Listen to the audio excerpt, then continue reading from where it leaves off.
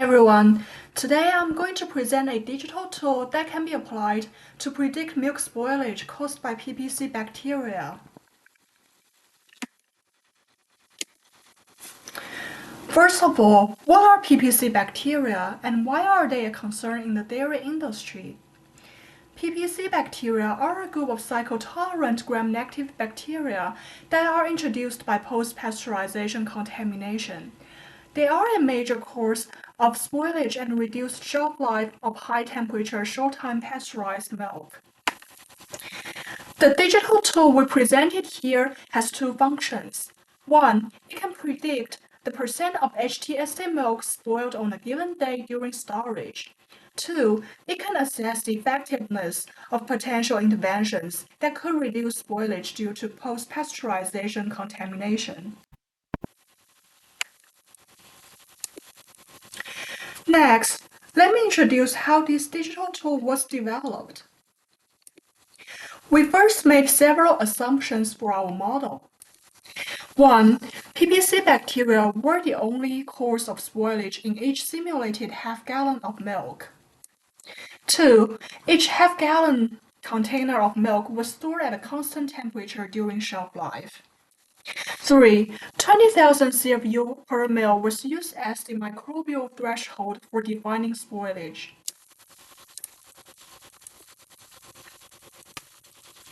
Then we selected 6 input parameters for model construction. The first parameter is storage temperature, which is a temperature distribution following a modified Laplace distribution. This was based on a previous study that analyzed home refrigeration temperatures from a 2005 national survey in the US, collected by Research Triangle Institute International. The minimum and maximum temperatures that could be drawn from the distribution were set at -1 degree Celsius and 15 degrees Celsius respectively to prevent unrealistically low or high storage temperatures. The second parameter is initial gram-negative bacterial concentration. We determined a log normal distribution for this input parameter based on unpublished MQIP voluntary shelf life data. The third parameter is the frequency of PPC bacteria sequence type isolated from HTST milk. The last 3 parameters represent the growth characteristics of 17 different sequence types of PPC bacteria. They are maximum growth rate, lag time, and maximum microbial population, determined by experimental data.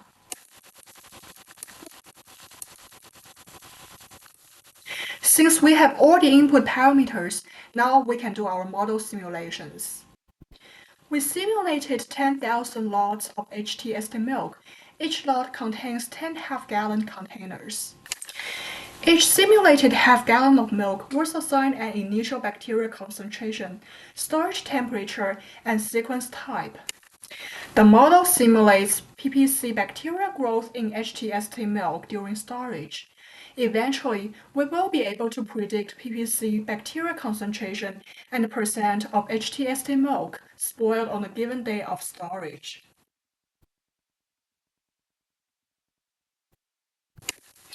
This digital tool also allows us to evaluate the predicted effect of 2 control measures on the percent milk spoiled due to PPC. These are called what-if scenarios. For example, if we reduce the initial contamination level by 1 log, or if we improve temperature control of fluid milk storage, say the storage temperature never exceeds 6 degrees Celsius, we will be able to see how the simulated outcome changes, which is the percentage of milk spoiled on a given day of shelf life.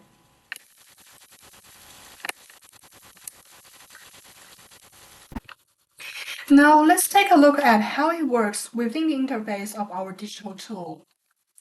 On the left panel, you can see 3 boxes that you can fill in the inputs. Those are the mean and standard deviation of the initial count distribution and the storage day. There are also 2 control measures that you can select, which are reduce initial contamination level and improve temperature control. On the right panel is our simulated outcome.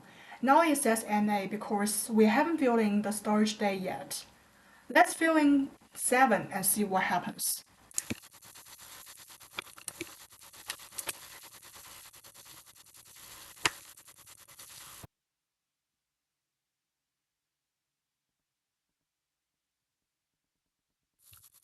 Now we can see 0.34457 under the simulated outcome.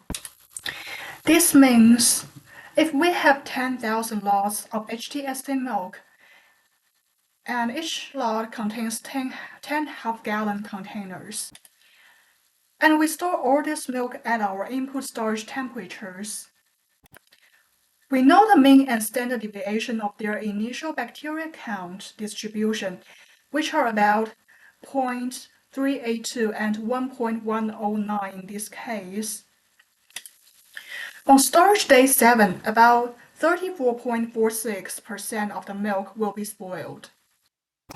Let's change to storage day 10 and see what happens.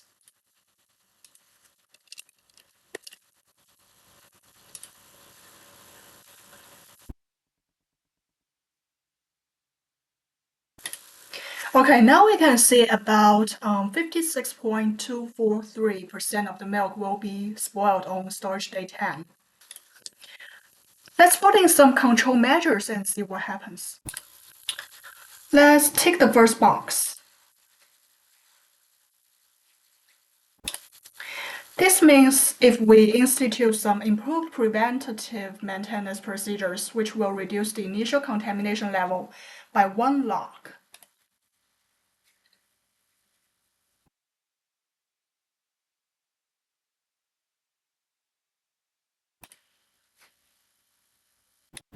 Okay, so now we can see if we do this on storage day 10, there will be about 42.252% of milk spoiled.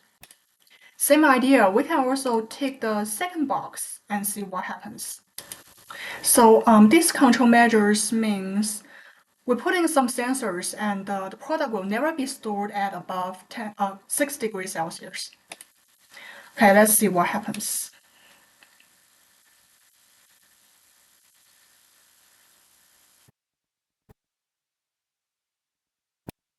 Looks like this one is less effective than the previous one. So on the storage day 10, about 47.736% of the milk will be spoiled.